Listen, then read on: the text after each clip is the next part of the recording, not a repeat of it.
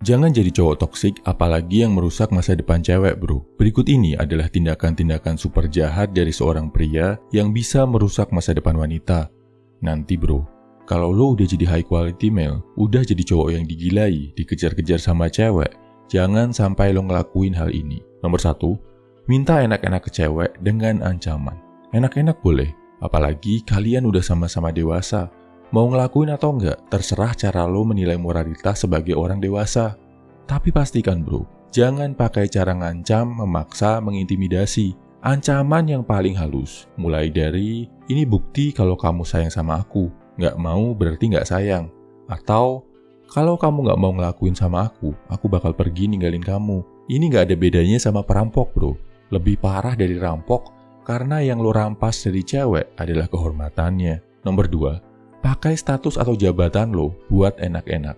Belakangan ini kita banyak lihat berita, abdi negara, orang yang punya kekuasaan, orang yang ditinggikan dan dihormati, justru pakai power dan kekuasaannya buat merampas kehormatan wanita, buat maksa cewek menuhi nafsunya. Karena ngerasa punya pangkat tinggi, punya kehormatan di masyarakat, lo pakai itu bukan buat melindungi yang lemah, tapi malah buat memeras menuruti nafsu. Saat dituntut tanggung jawab, lo takut-takuti dia pakai kekuasaan dan power yang lo punya. Serem, bro, si cewek bisa trauma seumur hidup. Dan yang harus lo paham juga, bro, kalau sampai kasus ini terbongkar, rasa malu yang lo terima akan berkali-kali lipat lebih besar. Masyarakat dan orang sekitar akan lebih sadis menghakimi lo karena lo dianggap memanfaatkan jabatan dan status yang harusnya lo pakai untuk menunaikan tugas mulia. Nomor 3, rekam, ancam, sebarkan video pribadi.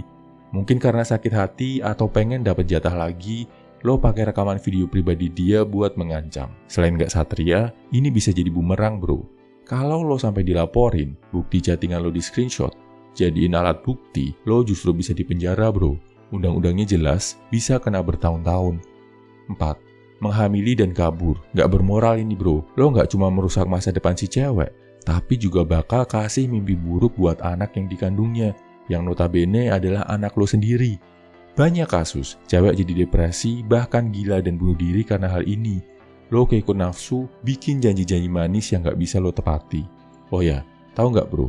Kenapa di zaman modern ini makin banyak cowok lemah, cowok gak maskulin? Itu karena banyak pria-pria yang besar tanpa figur ayah. Cuma dibesarkan sama ibunya, karena bapaknya kabur dan gak bertanggung jawab. Nomor 5, pergi buat wanita lain, gak ada kabar ke anak istri. Kawin lagi boleh, cerai hak lo, tapi penuhi tanggung jawab lo ke istri, bro.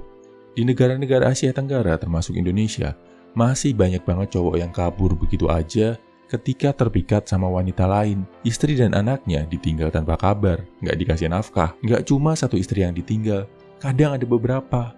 Ini adalah contoh nyata cowok yang gak bisa mengendalikan nafsunya dan gak punya rasa tanggung jawab. Bayangkan, rasa sedih, rasa malu, rasa kehilangan yang harus ditanggung sama sang anak ketika ditinggal begitu aja sama bapaknya.